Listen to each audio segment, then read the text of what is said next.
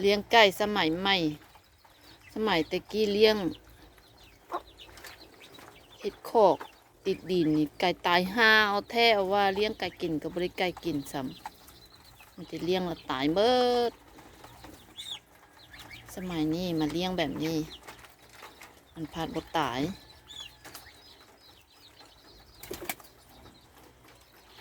บ่ให้ติดดินเลี้ยงกลางเวหานี่มันผัดแข็งแห้งกินห้ามกินอย่างคือตัวหมูนี่แหละ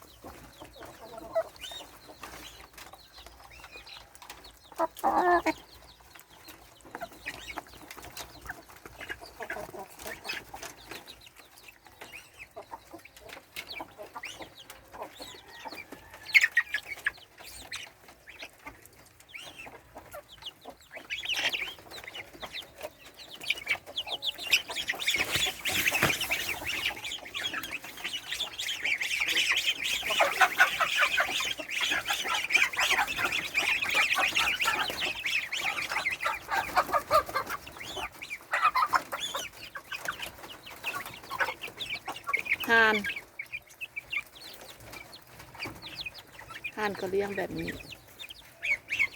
เลี้ยงแบบเดินตายห่า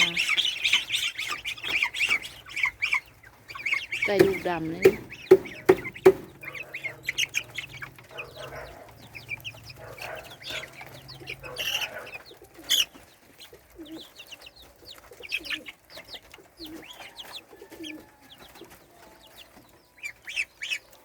แบ่งเขตของมัน